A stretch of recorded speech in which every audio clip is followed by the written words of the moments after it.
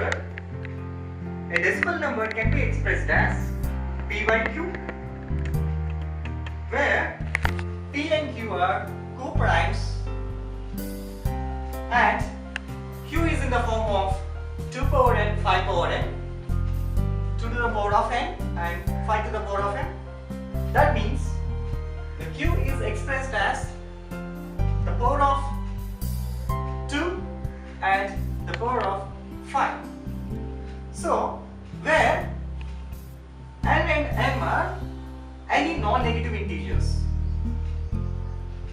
This is a theorem we got from previous examples. From the above examples, we understood a decimal number can be expressed as P by Q, where P and Q are co-primes.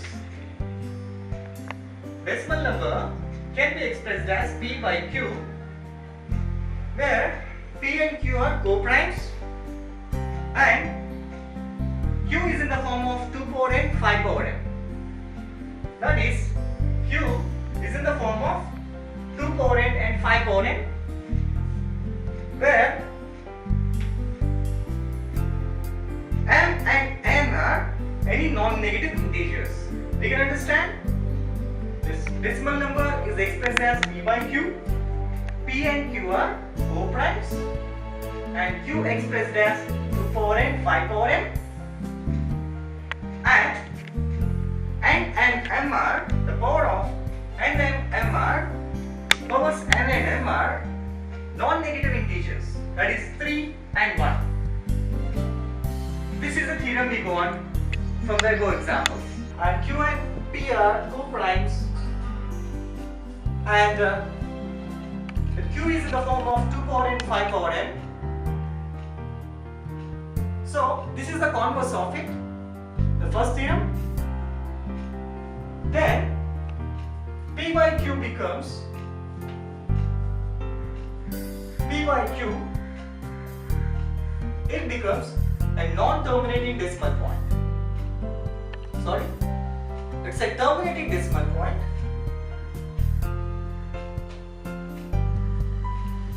It's a terminating decimal. It is the converse of first theorem, what we have discussed.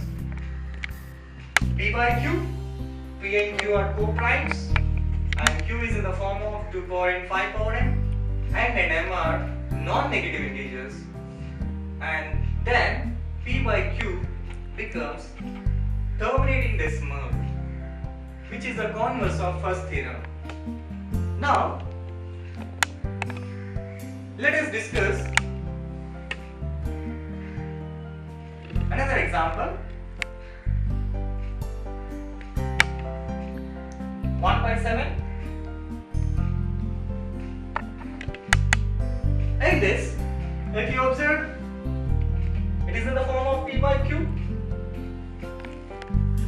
but Q we cannot represent as 2 power n, 5 power n, because 7 is a prime number and 7 cannot be expressed as 2 power n, 5 power n. Then what about its decimal expansion? Let us see that.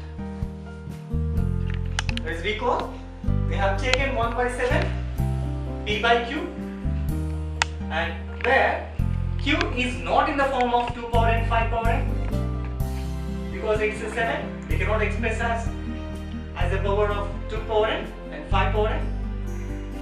So what will get decimal expansion of this number? Let us see. Either it is terminates or not terminates. Let us see. So 1/7. What is the dividend? 7 is a divisor. It can't be divisible. So let us take 0 point and then we'll get 0 here. Then 1 time it divides 7. Subtract 3. We have taken decimal point. We can take one of the 0. And then 4 times it divides 28. With the subtraction, we get 2. So we have taken the decimal point, so we can take one of the 0 here. The process continues. Again 2 times 14, you get 6 here. With a decimal point, it takes one of the 0, and again 7 8s are 56. Subtraction, you get 4, 0 again, same process, 5 times 35, again 5, observe again, we can take 0, 7 times 49, 1, then again we can take 0, and then 1 time 7, 3 we get 0, then 4 times 28, again we get 2, same process 0, 2 times 14 and 6 and 8 times. Let us observe this division again. We divided 1 by 7, 1 by 7, and it is in the form of p by q. Q is not in the form of 2 power n, 5 power n. It's not in the form of 2 power n, 5 power n. And when we divide this, what we are getting? Is it terminating or non-terminating? Let us see.